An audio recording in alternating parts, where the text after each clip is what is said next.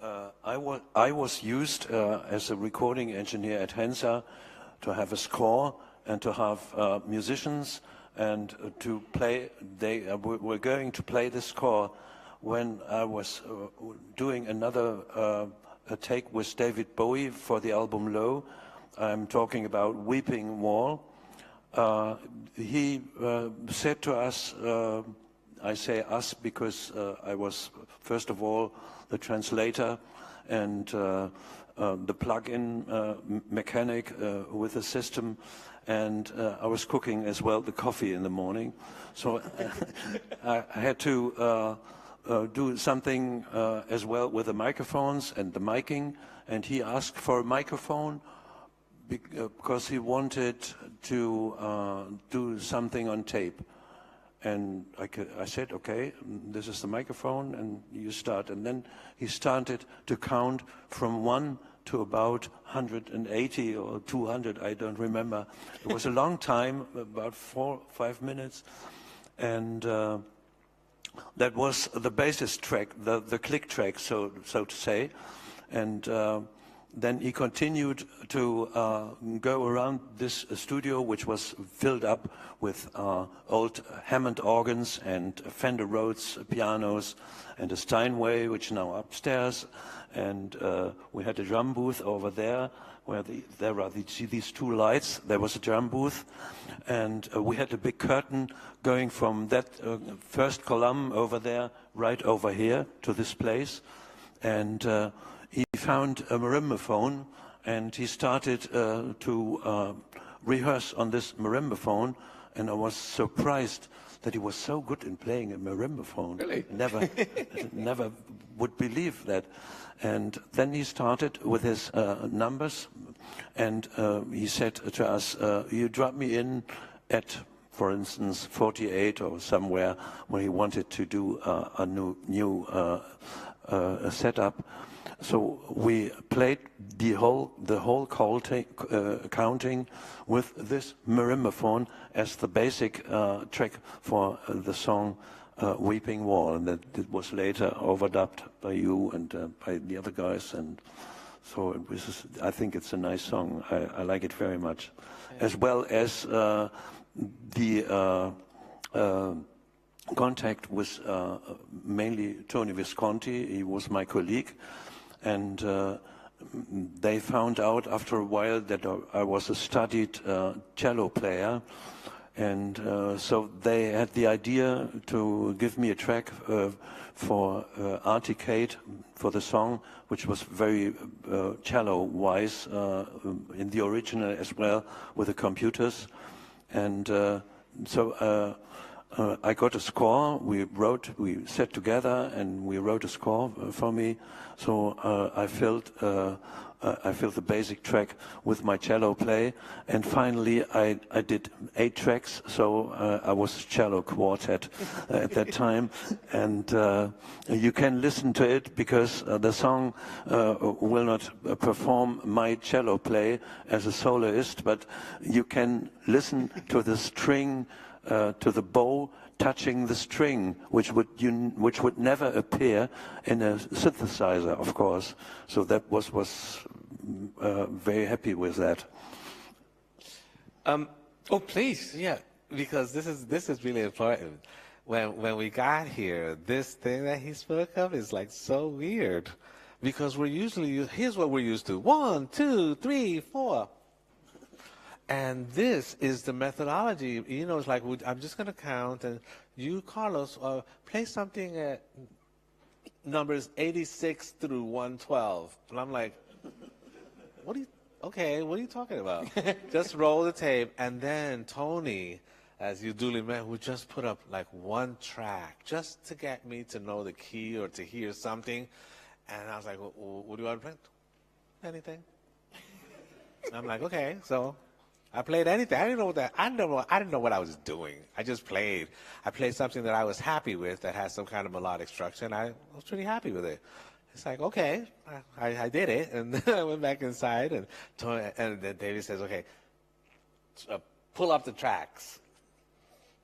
It was what, 30? The Neve had like 32. when he went like that, and I heard all that, I was like, oh my God, this is awesome. And it was nothing like I'd ever heard before. This is this methodology of, and in a way, it is in fact, as he duly mentioned, it is really classical music done by machines. The issue of having a beat, that's all gone. Classical music doesn't have 1, 2, 3, 4. It goes from one phrase, you can stay on one note. If I was a rock and roller, I'd be playing G. It's just one note. But classical music can do that. Rock has to have a chorus and a verse, blah, blah, blah, blah, blah. But he's right. You can easily put an organic cello because it is, in fact, an orchestral movement. So all this ambient music that they're speaking about is really classical music played by synthesizers. So this was a rude awakening for me, but remember, electronically speaking, we're used to don't go into the red. You know, we're used to the microphone should be, that's a bass microphone. You don't put that on vocals. And Eno is like, put it on vocals. And we're like, okay, but it's going to be distorted. And Eno is like, yeah, but it's going to be distorted. So it was like this weird, organic meets electronic. And, it was a somewhat of a life-changing event. We were somewhat the same age. And so to be able to have, we know how we work. We know our method. We know what we're called upon to do. And then we get thrown into the deep end of this type of experimentation. It's really amazing, and it alters anyone that would be able and fortunate enough to be able to experience that. Yeah, I think it altered the life of people listening to it as well. It's interesting because that kind of parallel, the process that you've described there, taking that to the imagery level, David did the same thing. You look at Lodger, where it was a very sophisticated set. David was lifted on a metal frame. Duffy shot it on very high-resolution Kodachrome film. And at the last minute, did an SX-70 Polaroid. And David went, that's what we're going to use. Like the scuzziest kind of quality. And the same on Scary Monsters, in many ways.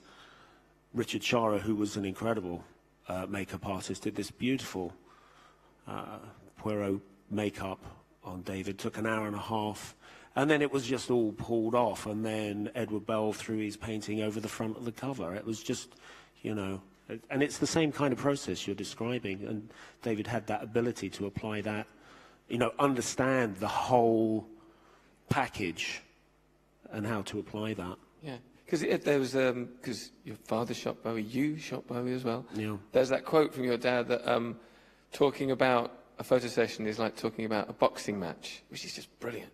Yeah. Was it kind of like that when you... Well, I think it's always like that. I think anyone, and everyone's a photographer now, allegedly. But you're always looking for that moment. It's chemistry. I mean, I've photograph people that I've never met before, and you have to connect on some level, and then you run through a process, and there's kind of like you start to take some pictures of your sitter, and then you meet a magic moment where everything comes together. No rhyme or reason, it just happens. And that is the parallel with boxing, really. That's just the knockout punch, or not. In fact, it's not always the knockout punch. It could be the body blow in the third round that started the downward spiral. Yeah. But that was the picture, and it's interesting because on our website you can see the contact sheets of Scary Monsters, and you can see how David changes on all the. I love contact sheets because they kind of give you a feel for the process of how it happens. Yeah. But I think it's always the same, and it's a great analogy, the boxing one. Oh, sorry. I have a question. Go ahead. Man, when I got the Lodger album, I had to look at it with a magnifying glass. Which album? Was it Lodger, the one that he Oh, the called Lodger, Bent? yeah. And I gotta ask you, I had to look at it through a magnifying glass because there was so much. If you really look at that album cover, there's so much detail. Like the nose is bent, the fingers, it's just like amazing. Yeah. Where did that collaboration of finding how to break him up like that come from? Well, David had started working with a makeup artist called Anthony Clave, and he was very close to Oh, Anthony. yeah, Do you remember Anthony? yeah. Makeup And, you know, one of the elements that Duffy was able to bring to that session was he was a very accomplished advertising photographer. So, you know, unlike today where you can Photoshop everything, you can layer it, create perspective, in the analog days, what you saw was what you got. So you had to understand lighting, you had to understand lenses, perspective, set building. And the Lodger session is a perfect kind of bringing together of all Duffy's skills, understanding where to get that frame made, how to give him the sense of separation from the background. But you're right. I mean, like I say, he shot on Kodachrome, a really high-resolution image, which only now has been revealed in the new box set. That's correct. Yeah. And it's can see great. it in Actually, detail. they've got to be seen now. Yeah, it's incredible. But they are, in our book, I might mention, 5 sessions. But there's a lot of great imagery in there, you know, if people haven't seen it, all those behind-the-scene images. And, but yeah, and David chose a grungy Polaroid. Yeah, because during those years, didn't he also do the clown kind of Pierrot? Yeah, Scary Monsters. Yeah. I mean, the imagery stuff is so consistent all the way throughout that when you look at all of those periods, I mean, there's some form of expression that you're listening to the material, and yet you're looking at the images, and they don't sometimes fit exactly right. And so you're left with sometimes you get an album and you go, ooh, nice, look at that cover. And then you play the music, like, oh, Lord. And so there's this weird kind of contrast between the covers and the brilliance and the colors of everything. And then inside you discover that it's all this turn off the lights and, and ooh, So I when I got those records home, I really loved all the artwork and all. And during those years, you looked at the album covers and you read the back of everything. So it was really amazing when I got that stuff home and I finally looked at it. Wow, this is cool. So David never discussed the imagery side when you were recording. He didn't talk. No, yeah. I would just knock it out of the park, and then I had another session. Bye, Germany. I'd like to ask. Berlin is a cool city. It's a fun city. Was there quite a lot of fun with these guys during the sessions? Were they quite social? Well, they were very busy at that time as well, because they had to do sessions as well and tours as well. But I think when they finished these tours, they were very well experienced with the material they were going to record here, like with Lust for Life, where David played the honky-tonk piano, and the whole setup was flown in from Los Angeles, as far as I know. And so we had a lot of fun with recording Lust for Life with Iggy Pop, and it took a week or so, and it was finished by then. A week? Yes. It's a very fast shot, and I think a very successful shot as well, thinking of Passenger, of the title Passenger, and the special effect with the lead vocal was that I was experimenting with a guitar amplifier, and on a sudden Iggy stood behind me, tipped on my shoulder and said, "Hey, what you doing there?" And I said, "I'm just trying this microphone with the guitar amplifier." "Okay, let me do it." And short afterwards, he came to the control room and said, I would like to sing via this amplifier. And we recorded his lead vocal via a guitar amplifier. Very funny. There's so many, groundbreaking without even realizing quite how important what you're doing is going to be to so many other people. But, the Berlin, did you have fun in the city outside the sessions? I can't remember. I find that very hard to believe. You've got a good memory. We always have fun. I mean, come on. We were in Germany, went to Romy's place. There was a certain decadence about it all, but it rained a lot. I don't know. Europe is funny about the rain. We had a fine time. And you know what? It's this. You've seen Cabaret, the movie, and it's got this kind of old kind of thing. That's what I found. It was a lot of speakeasies, a lot of nice pubs, you know, a lot of motorcycle jackets. It was cool. It was somewhat dark, but I kind of like that, you know. And I mean, they partied hard. So, I mean, what could I say? I had a great time. Obviously, the work that David produced in this era was really important to him. Did he talk a lot about his experiences in Berlin, like at various points in his life afterwards?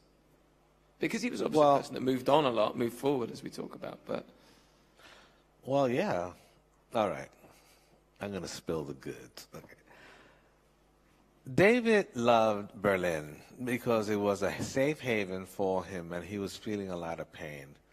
But let's understand there were other economical and socioeconomical reasons. You know, it's cheap to live here as opposed to living somewhere else.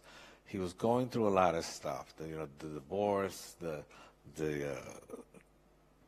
management, the record company.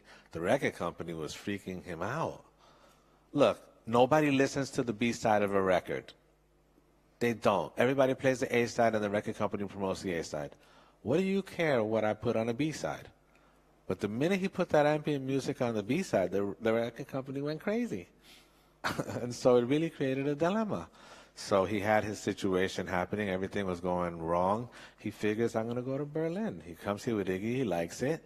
He has a great time. He doesn't have the pressure. He doesn't do anything. So we come here, and we record 2 albums.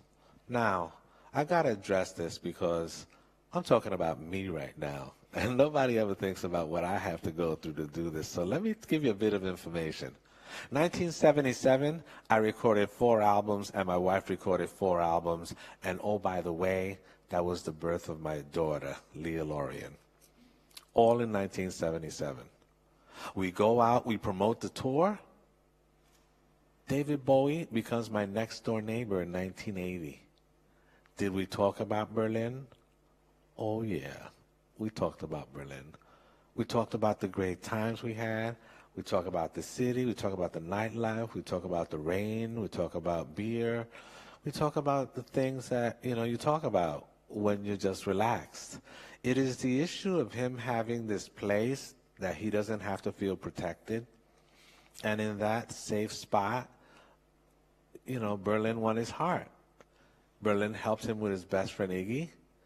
Iggy helped his best friend, David, in Berlin as well.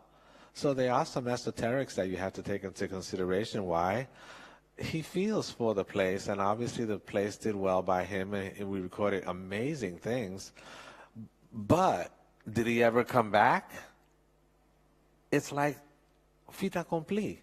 You know, once you do it, and then, you know, again, once all that was done, then he moved next door to me. I had the West Wing, he had the East Wing, and now he's living around where I am, and he can go downstairs with his 2 or 3 newspapers and have a cup of coffee just like he did when he was in Berlin. He feels safe. I'm his next door neighbor. Zoe, his son who later became Joey, who later became Duncan Jones. They all feel safe. The nanny feels safe. Coco feels safe. Everybody, we're one big happy family. And so the feeling that he got in Berlin, thank you very much, because it gave him a basis to understand what it was he actually needed. And then when he moved next door to me, it was a calmer David. It was a kind of like a Berlin David. He was at peace. And that, for me, is extremely important as one of his friends. But I know what he experienced when he was living there was equal to what he was living when he was here. And so we have to look at it as this perfect grace that he found in Berlin. And he was able to look at it as a standard that he might be able to judge his comfort level by. And that, to a person like David Bowie, is monumental when you consider what he had to go through in like 1976, 77, 78. And then finally towards the 80s, he's calm, he's got his kid, he's feeling good, you know. And so these transitional periods are very, very, very important. But the fact that he was able to experience that release while he was suffering in Berlin, and then like all musicians should do, to be able to interpret that into his music so he could share that with the world, and in so doing, giving us a platform from whence we, you know, continue to excel in what we were able to do back then. I mean, yeah, we were young, but we were no fools. We knew history was being made right here because it was done in a way that was not conventional. Just like he said, you can't use that mic, but that's the mic we want to use. I want to run it through a guitar amp. Okay, you run it. Nobody said no. And what you got was historical. So, you know, as far as Berlin is concerned, you know, home is where you feel safe. That's a lovely answer.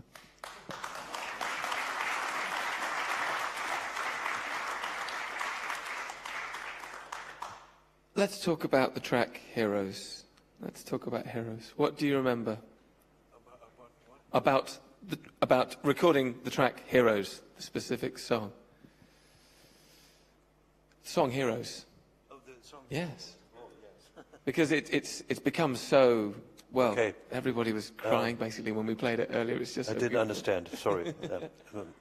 Well, in 1977, during the session of Heroes, which took place here in our holiday time, I spent the time in Barbados, lying nice. in the sun, yes.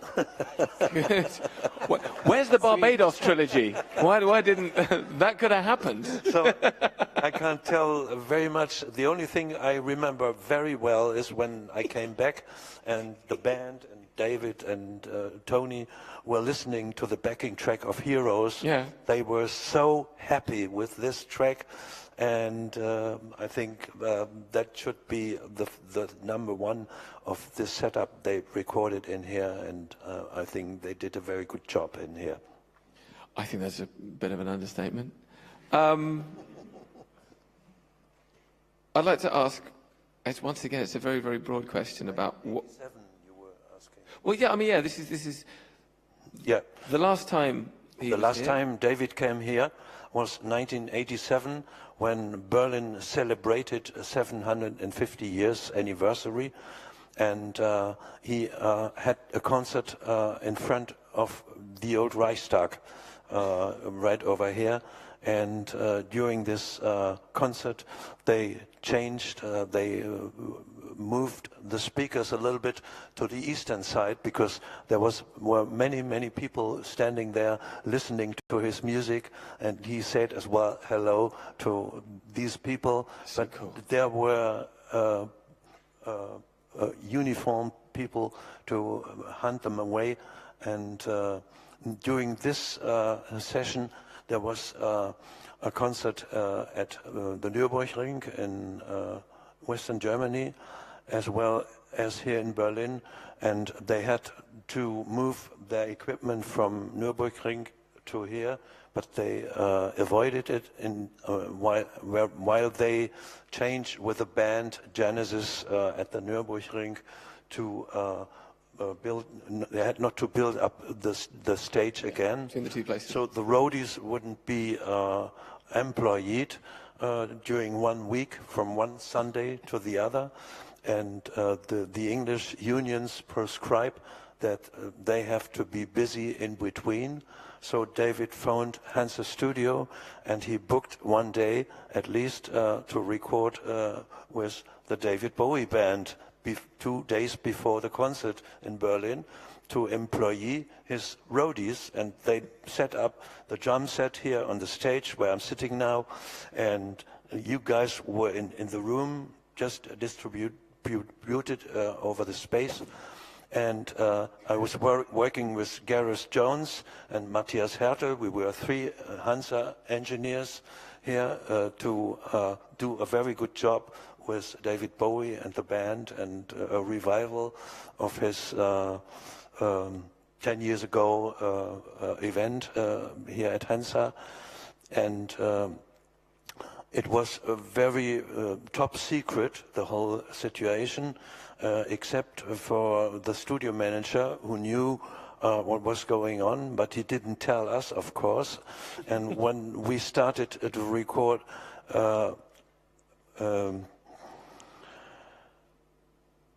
what's the name? Time Will Crawl, sorry. Yeah. My brains, I'm in 14 days, I'm 74 years old, and my brain is a little bit reduced. Happy birthday. Thank you very much. Edu. Nearly. Yes. And we recorded Time Will Crawl, and we knew that it was already published before. So we were thinking, what's going on here? What are we doing now? And so we did a good job, I think, and recorded the whole backing track with everything, with all overdubs and all more ready. In the afternoon, David came with his photographer, and I said, hey, David, we prepared a microphone for you. You can start singing now. He said, no, no way. And then he explained, and we said, what was that? And this was 1974, and so we had the tape, and nobody wanted it. And you asked me before, where is the tape? So I took it home. You're just nodding there. Yeah, because it wasn't. It was just a placeholder. Yeah. We were here, but he had to have a booking of some kind. And I wrote on the box of the tape, sorry, no vocals. Just a nice backing Thank track. you very much. Yeah, Bye. nice backing track. So it just existed. This is where the music was created for that time. He never felt the need to, as we say, go back. It had done its job. He achieved what he wanted to achieve here. He created this music, and personally, he learned something from it that he took for the rest of his life. And indeed, where are we now? You know, one of the later songs he did makes reference to his life here, going past Potsdamer Place. I was like, that's the sign. And for someone that never looked back, very rarely looked back, to reference it so explicitly in a song, shows how powerful the whole experience must have been from him. Yeah.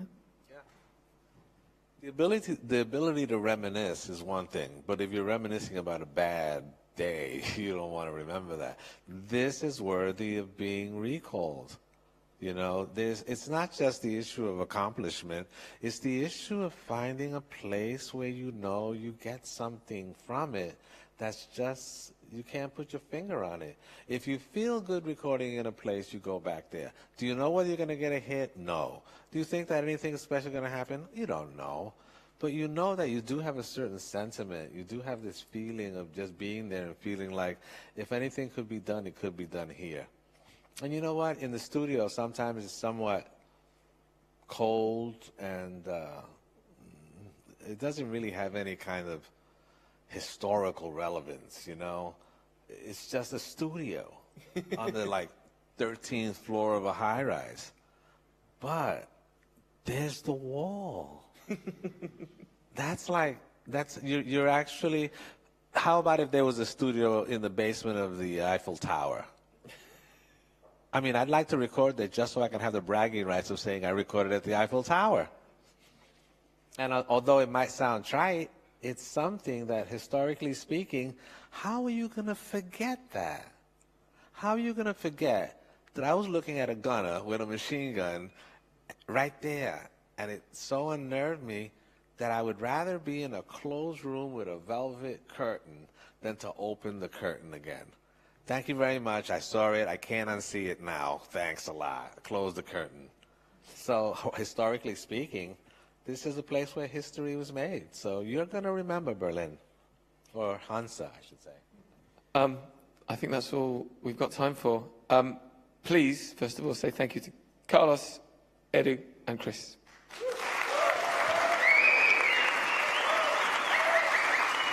Thank you so much, gentlemen.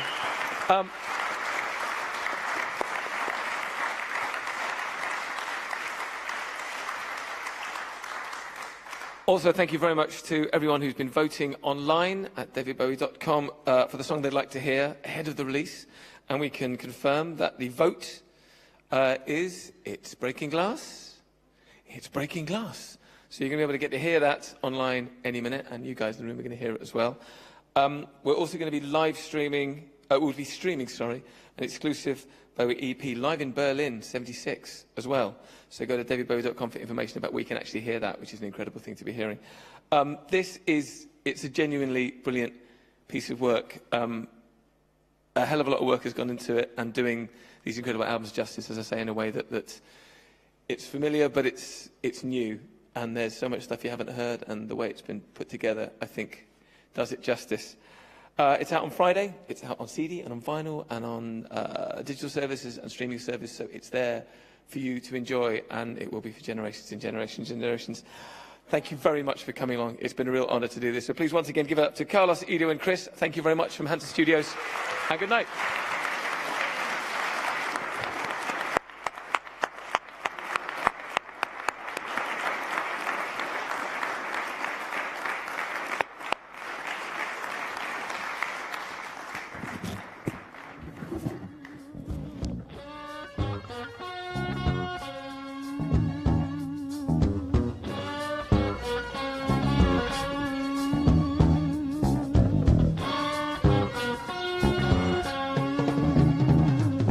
Wow.